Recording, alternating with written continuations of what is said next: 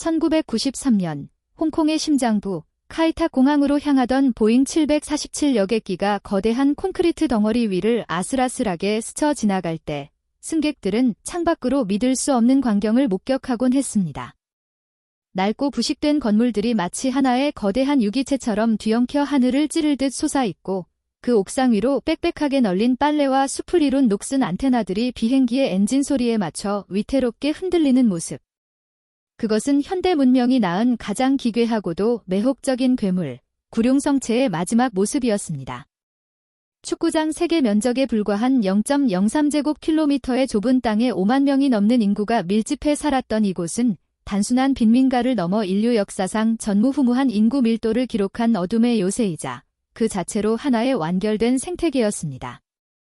이 기형적인 도시의 기원은 100년 전 제국주의 역사가 남긴 기묘한 공백에서 시작됩니다.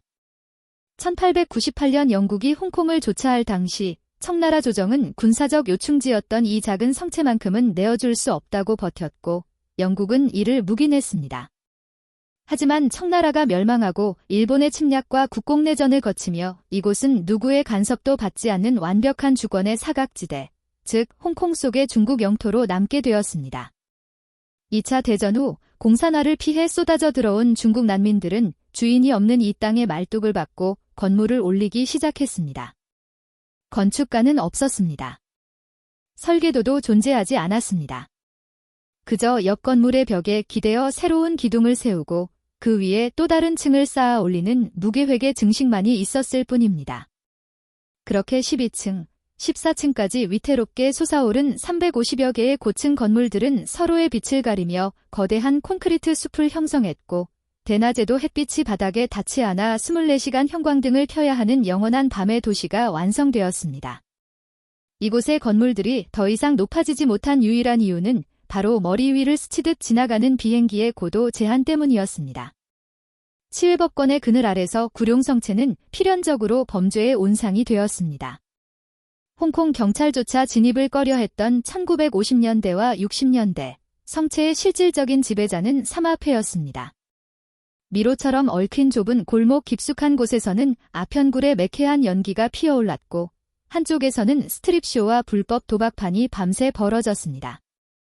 법망을 피해 홍콩으로 도망쳐온 살인자와 강도들에게 이곳은 천국이자 유일한 도피처였습니다. 하지만 범죄만이 이곳의 전부는 아니었습니다. 외부에서 면허를 인정받지 못한 중국 출신의 의사와 치과의사들이 대거 유입되면서 성체의 외곽 골목은 기이한 의료 거리로 변모했습니다. 위생 상태는 열악했지만 홍콩 시내보다 훨씬 저렴한 가격에 진료를 받을 수 있었기에 가난한 홍콩 서민들이 줄을 서서 성체의 어두운 계단을 오르내렸습니다. 골목마다 번쩍이던 칡과 간판의 붉은 네온 사인은 구룡성체를 상징하는 기묘하고도 섬뜩한 풍경 중 하나가 되었습니다.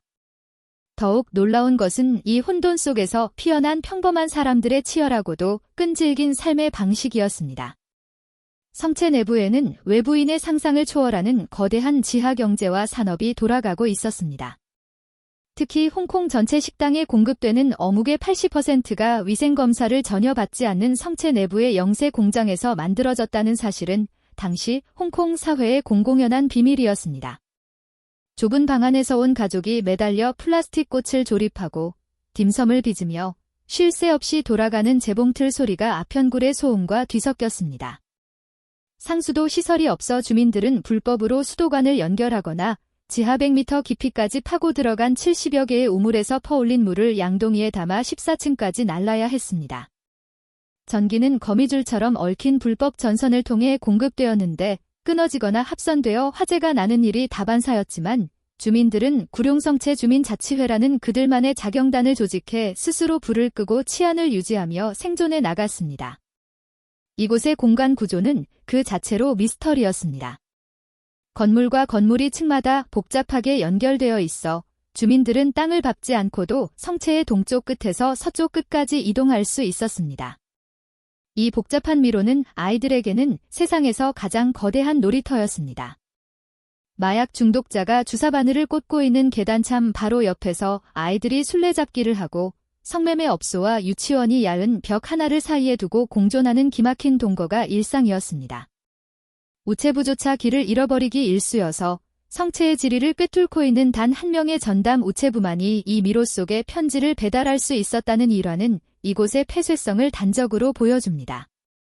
습기와 곰팡이 냄새, 볶음 요리의 향기, 그리고 하수구의 악취가 뒤섞인 공기 속에서 5만 명의 사람들은 묵묵히 서로의 어깨를 맞대고 살아갔습니다.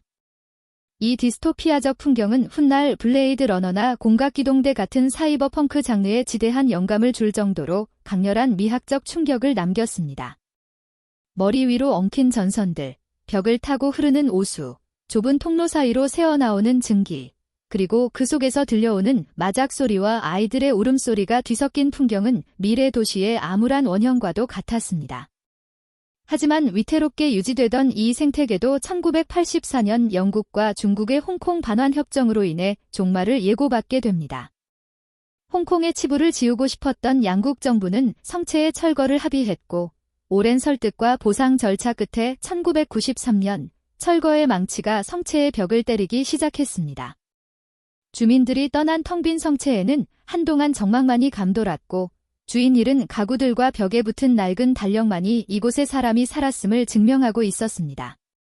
철거 직전, 일본의 건축 탐사대가 이 도시의 마지막을 기록하기 위해 내부에 잠입하여 남긴 정밀한 단면도 대도해는 지금도 전설처럼 남아 있습니다. 그들이 그려낸 도면 속 구룡성체는 마치 거대한 개미굴처럼 복잡하고 정교했으며, 그 좁은 공간 하나하나에 인간의 삶이 얼마나 밀도 높게 채워질 수 있는지를 적나라하게 보여주었습니다. 1994년 완전히 철거된 구룡성체의 자리에는 이제 아름다운 공원이 들어서 있습니다.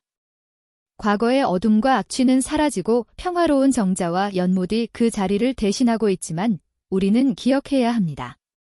그곳에는 법도, 국가도, 도시 계획도 포기했던 공간에서 오직 생존이라는 본능 하나로 서로의 체온에 의지해 살아갔던 5만 명의 치열한 역사가 있었음을 말입니다. 구룡성체는 비록 지도상에서 사라졌지만 그곳은 여전히 인간이 만들어낸 가장 충격적이고도 경이로운 건축물이자 영원히 풀리지 않을 노스텔지어로 역사 속에 박제되어 있습니다.